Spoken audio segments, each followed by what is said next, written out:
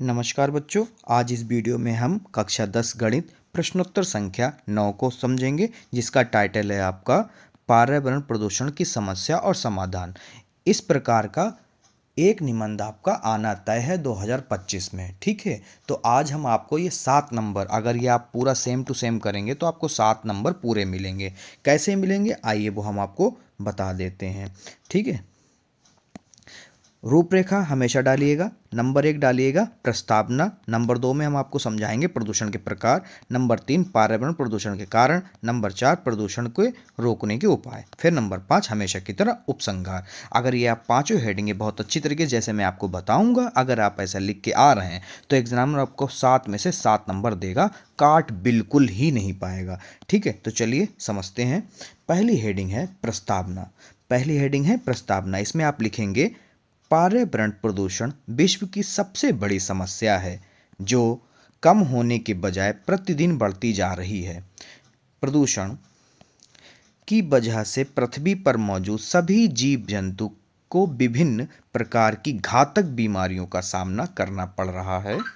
प्रकृति संतुलन में भी प्रदूषण के कारण दोष पैदा हो रहे हैं। आगे आप करेंगे इसमें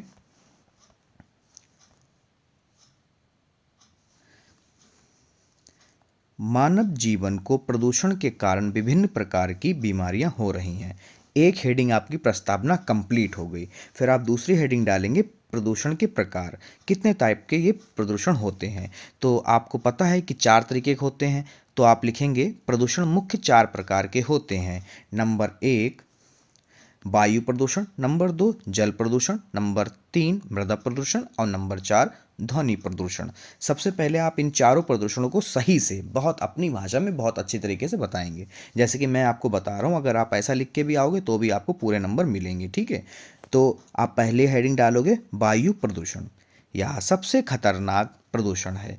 वायु प्रदूषण का मुख्य कारण उद्योगों और वाहनों से निकलने वाला धुआं है। वायु प्रदूषण के कारण वायुमंडल में कार्बन डाइऑक्साइड की मात्रा बढ़ रही है।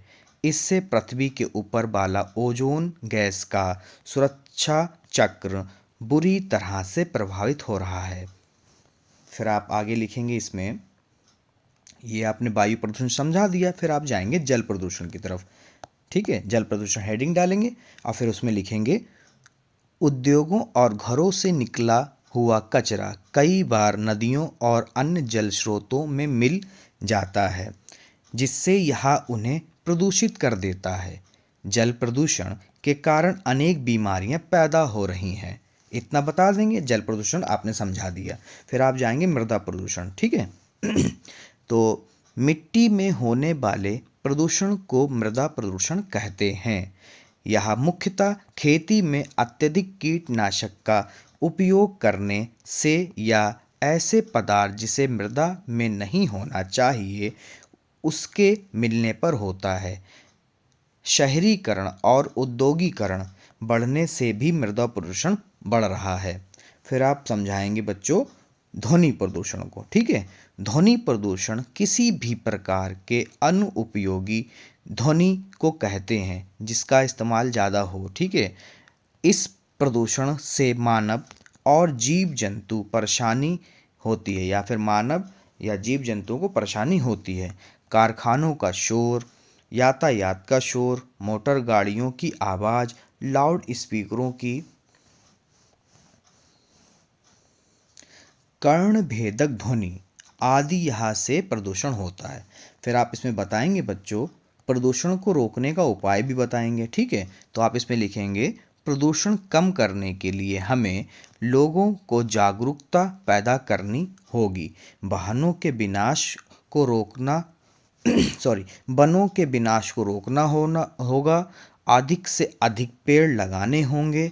वर्षा के जल को संचित करके उसका पुनः उपयोग करना चाहिए। सरकारों को भी समय समय पर प्रदूषण के खिलाफ अभियान चलाने होंगे और हम लोगों को सबसे पहले अपने घर से निकला हुआ कचरा तालाबों और नदियों में नहीं बहाएंगे। अपने गली और मोहल्ले को भी साफ सुथरा रखना होगा।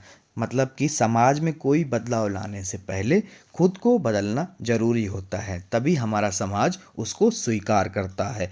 आप अपने को कैसे सुधारेंगे, इसी चीज़ को प्रदूषण को रोकने के उपाय में लिखेंगे। ठीक है, अगर आप ऐसे लिखेंगे तो आपको पूरे मिलेंगे। लास्ट में आप क्या करेंगे, लास्ट में आपकी हेडिंग होगी उपसंहार। ठीक है, इसमें आप लिखेंगे प्रदूषण एक बहुत गंभीर समस्या है। प्रदूषण कम करने के लिए हर व्यक्ति को अपने स्तर प्रयास करने की आवश्यकता है। हमारा कर्तव्य है कि हम प्रदूषण के खिलाफ अपना योगदान देकर पर्यावरण को सुरक्षित करें। अगर आप बच्चों ऐसे लिखते हैं तो आपको एग्जामिनर पूरे 7 में से 7 नंबर देगा। ठीक है, क्योंकि ये आपका लगभग लगभग 4.5 या 5 पेज का निबंध हो गया है। इतना आप लिखोगे तो एग्जामिनर आपको पूरे नंबर 7 में 7 देगा, क्योंकि काटने का आपने कोई टॉपिक छोड़ा ही नहीं, तो वो नंबर काटेगा कहाँ से। तो बहुत जल्द आपको मिलते हैं बेरोजगारी के समस्या पे। मैं लिखूंगा बहुत अच्छा से निबंध जिसमें एग्जामिनर एक भी नंबर ना कट कर सके। तो अगर आप मेरे चैनल पर पहली बार हैं तो चैनल को लाइक करें और चैनल को भी अभी सब्सक्राइब कर लें, ताकि हमारी सभी नोटिफिकेशन आप तक समय से पहुंचती रहें। मिलते हैं बहुत जल्द अगली वीडियो में। नमस्कार, सत श्री अकाल, जय हिंद, जय भारत।